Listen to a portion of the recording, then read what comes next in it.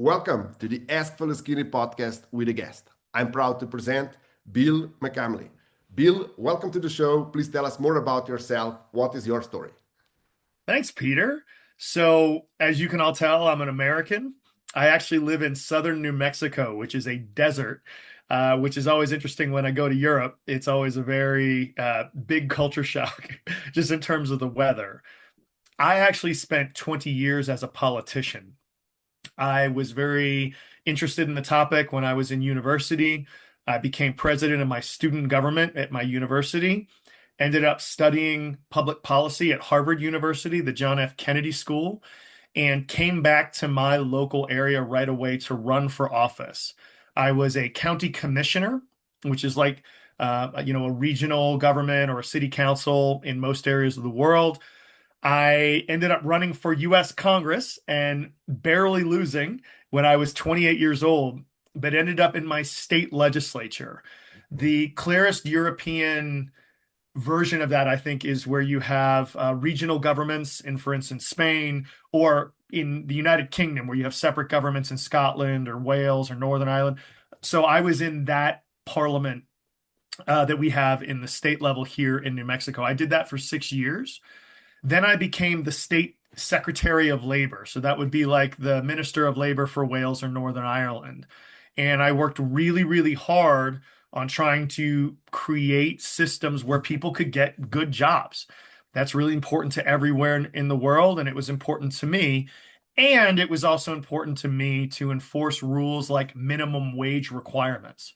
Unfortunately, there are some folks out there that don't want to pay workers what they are legally obligated to get. And I was the one in charge of kind of helping enforce those rules. I also, unfortunately, was in charge of the unemployment office in New Mexico, our state, during COVID. And whereas in Europe, during the pandemic, many of the countries decided that the way that they were going to get people help was that they would do so through regular payroll systems. So, hey, government says we want you guys to stay home. Employer X, tell us how much you all give to your workers every month. We'll give you 70% of that money, and you can distribute it to them like they're getting a paycheck. In the United States, we didn't do that. What we said to people who were not able to stay on their jobs for whatever reason was apply for unemployment. And in the United States, that system was created in the 1930s for a economy that basically does not exist today. We have a lot more people that are moving all over the place between states. We have a lot of people that work multiple jobs to make ends meet. And we have a lot of contract employees. So in the United States, you're a separate designation if you work what is called a W-2 job. So you have a regular office or employer job versus if you're a contractor, you drive for Uber, you are a massage therapist, you are a yoga instructor, whatever. And so that difference created a really hard situation for a lot of people to be able to get their benefits. And it was my job to try to help work through that. It was really problematic, Peter, in a lot of ways. You read my chapter on mental health. I'm sure you saw what I went through. We had a 15-fold increase in the people on the program within a 3-month period at the start of COVID. Our Congress decided to change the rules every 2 or 3 months, and they required us to tell the people rather than them telling the people about those rules changes. We had a lot of criminals that would come in and impersonate other folks with identity theft to try to get dollars that were not legally allowed. We weren't illegally allowed to give them. And so it created all these problems, and people got very angry. There was a lot of frustration trying to get through. Again, that led to a lot of rage, and it led to some personal issues with me. We had a car bombing in one of our state offices. I got a very hard death threat. People would come and try to beat up our security guards and assault some of our staff members at our offices. And when someone found my personal address and then my mother's address, that's when I cut the job and left. And I've done a few things since. Um, but it led to a lot of mental health issues for me, as you might think about. But through that political career, it's been a very interesting place to be a white, straight man in America because you have a situation where things are changing. Women are becoming more and more educated, they're getting more and more jobs. And unfortunately, here in the United States, and I believe probably it's fairly similar in a lot of European countries, men are actually not working as much. We're not going to school as much, and it's creating a bunch of issues. Across the Western world, that's leading a lot of men to go and follow guys like Andrew Tate and Nick Fuentes and all of these very, very kind of right-wing people that are telling men the solution to your problems is to blame women. It's to go back to this mythical past where the man was the worker and the provider and the controller, and that women are actually trying to undermine you. Um, with their policy stuff to make you feel worse. On the flip side, there are some feminists in France and the United States and other places I document that are saying, "Hey, men, your time is done. You need to sit down and shut up and withdraw." And I don't believe in either of those solutions. I don't think those are right. We as men have a responsibility to try and thread a needle and say, "Look, we need to be fellas, physical strength, risk taking, uh, a want to be a protector and provider, like the traditional guys think of themselves. These are good things. These are positive things, and they can be really constructive for society. But going all the way to the right and saying we need to go back to this way and blaming all our problems or women or other people, that's not going to work either. So the whole book was an attempt by me to really try to say, hey, look, how do we look at these issues in a bunch of different ways, but that leads us to try to grow as responsible, healthy, happy men in a world where things are fairly complicated right now. And that's really what I tried to address. The book is called Right My Dudes Now What? Being a Man in the 21st Century Without Being a Dick. And if you want to learn more about it, you can go to my website, which is billmccamley.net. BILLMCCAMLEY.net. And you can learn more about the book. And frankly, Peter, there is an email that you can get to me directly on there, as well as social media. I would love feedback from fellas about how they feel, what's going on with them, what do they like, what do they not like. What I want, and we talked a little bit about this before the recording started, I want us to grow and learn. And we can only do that by interacting responsibly with one another. And that's really what one of the main points of the book is. Okay, I read the book and Thank you. um, I like it how you address a different topic, and I would say that you're quite conservative in it, but not in a political sense, but reserved in your communication, how you go about it. You want you're building a big consensus if possible or when possible. So I like that about your book. My studies are mainly on the topic of what is going on with the men in their midlife crisis. Mm, So I see a lot of similarities, and I do believe, for example, when you mention Andrew Tate, um, I think that is of interest for young men, for midlife, for people in their midlife. That is a joke, more or less. It's um, but I do believe there is a huge problem that you might or might did not touch in the book. It's a lot of people nowadays that they do not have a father, they don't have a figure, that's and right. you address that with a mentoring system, That's and right.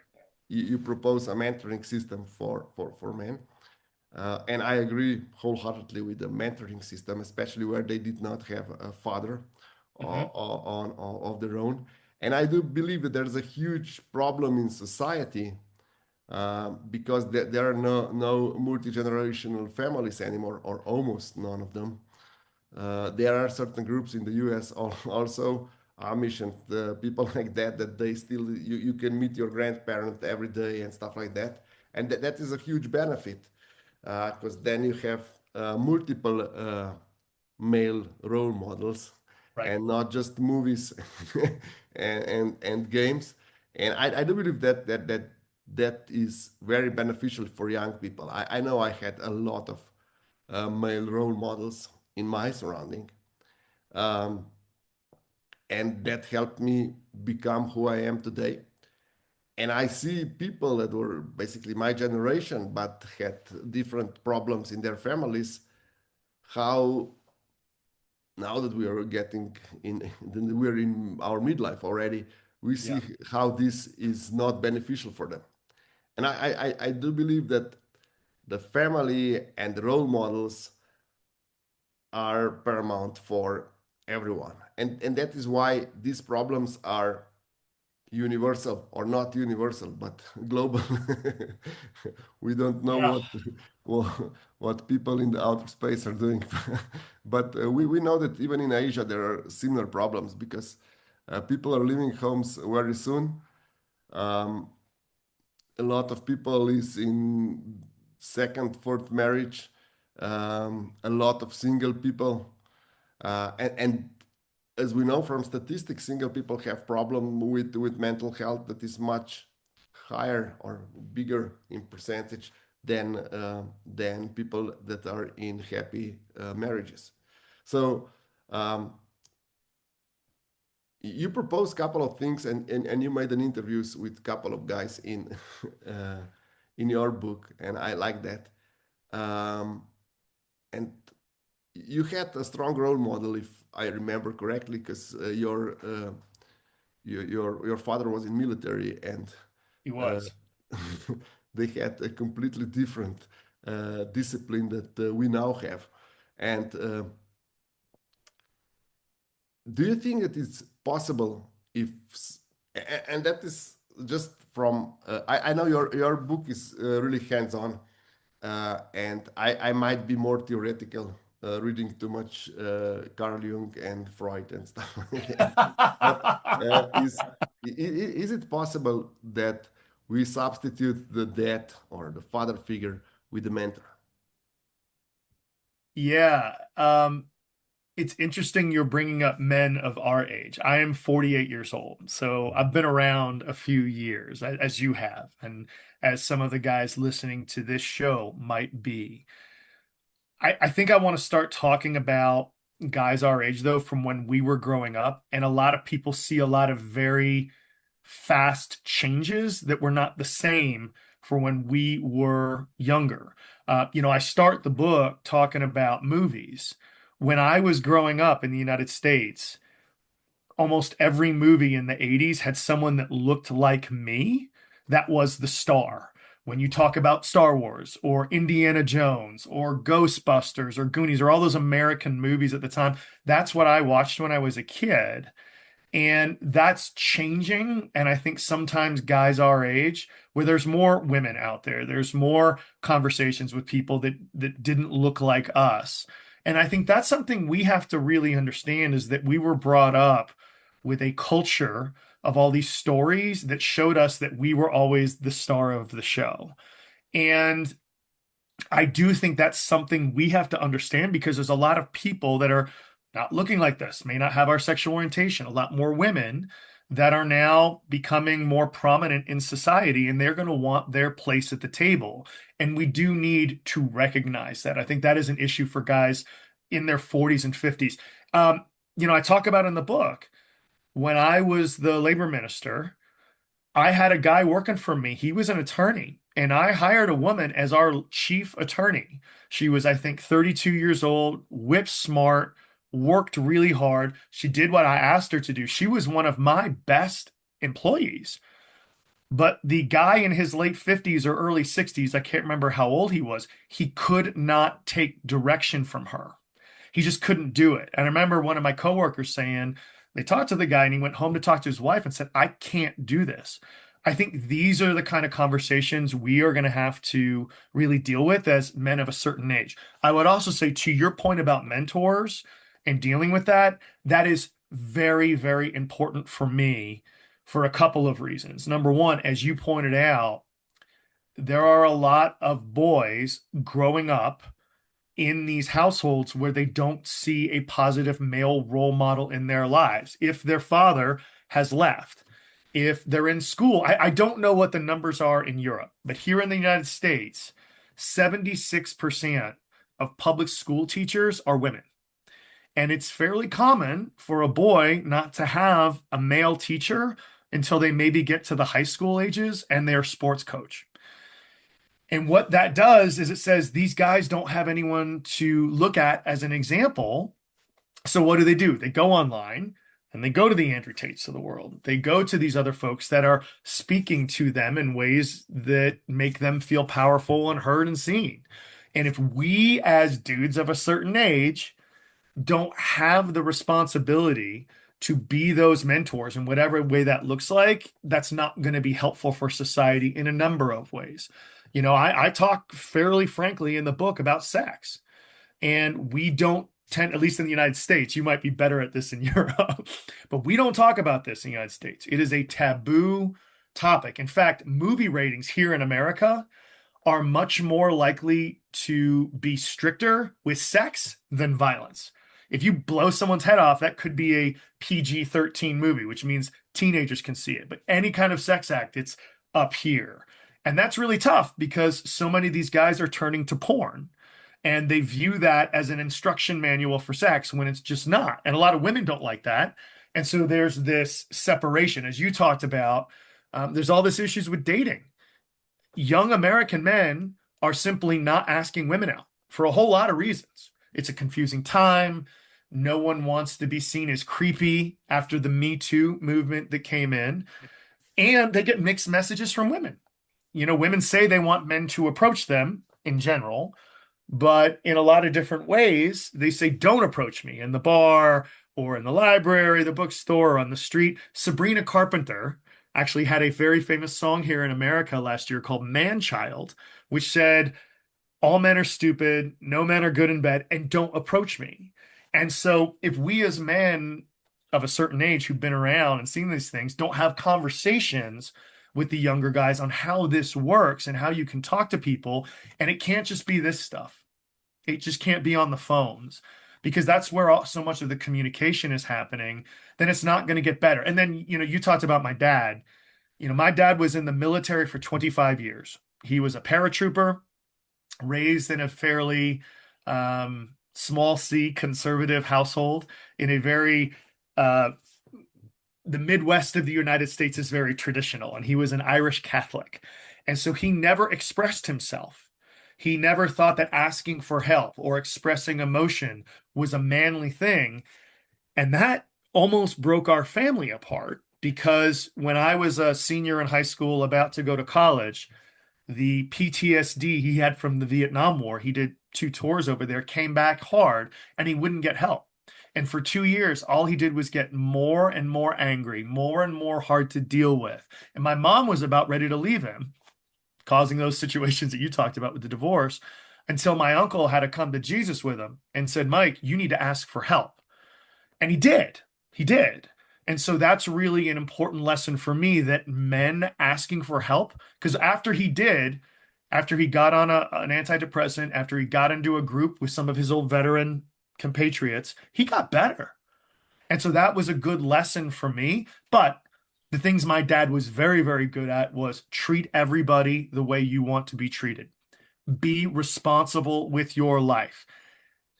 Make sure when you do something, whether it's good or bad, you take responsibility for that. I am not happy with the current president of the United States for a lot of reasons, in Donald Trump.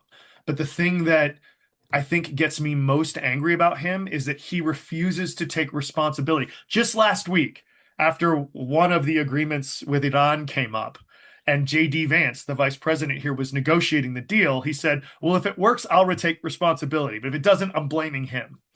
And my father would say that was the most unmanly thing possible, because we as fellas should understand what we're doing, should get better When we do something good, we should do that again. If we don't do something right, we should recognize that, apologize if we screw up, and get better. And we cannot improve unless we take responsibility for our actions.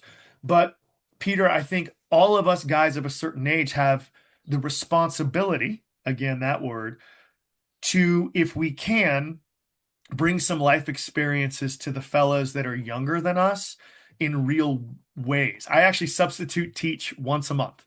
Um, and the boys in there, you can tell they are dying for a dude with some masculine energy that they can identify with because they just don't get that very often. And I hope all of us can understand that there's a role that every single one of us can play to help build up our communities through mentorship, through being a role model, and having these conversations about paying the bills, dating women, being responsible for our actions and getting better, all of those things.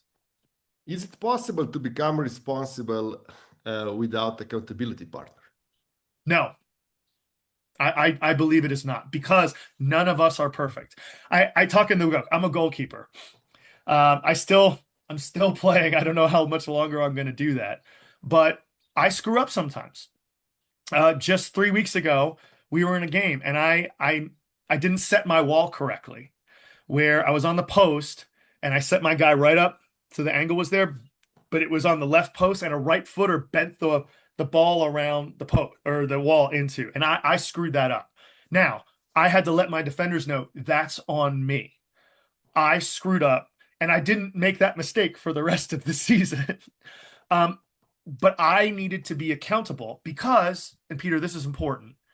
If my defenders don't think that I'm making the right decision, if they don't understand that I'm learning from my mistakes, they're not going to listen to me. They're going to overcompensate because they don't trust me. And that's how your defense gets all messed up on the football pitch. It's just not going to work. And I use that as an example in life where we need to be accountable to ourselves and the people around us in order to get better, because none of us are perfect. We are all going to screw up. We're all going to make mistakes, but that's how we learn. And if we bring the people around us into our accountability mechanism, whatever that looks like, that's the way for all of us to get better. So no, I do not believe there's a capability of being responsible without accountability. To me, they're the same thing. Okay. Now I have a really hard question for you. It's Uh-oh. the corporate America. Mm, They can buy themselves, no names, but they can buy themselves out of any trouble. So they don't need to assume yeah. accountability, and they always have a right to do something because it was not written or it was not agreed upon and stuff like that. They don't assume responsibility. Yep. And how does that affect our mindsets? Because I believe that a lot of people are just followers and they see they're doing great. They have a lot of money. They prosper, or so we see them. Why should we then go with average Joe that takes full accountability and it's nice to people and if he does something wrong, corrects it even if it's not beneficial for him. Uh, why should they, or what is the initiative to follow the right person instead of the one that does not assume accountability? Yeah, what you're talking about is real, and I see it as a massive problem because young men in the States, and I'm fairly certain this is a worldwide phenomenon, don't trust systems. They don't trust the people in charge, the governments. They see them as ignoring where they're at here in the United States. I'm a fairly left-leaning politician politically. I'm a member of the Democratic Party. And yet, so many Democrats see people that look like me as a problem to solve rather than as a person who needs representation. And, just a year and a half ago, the website of the main Democratic organization here in the United States had a list of 16 things called Who We Serve. I was not on there. And I was like, what the hell?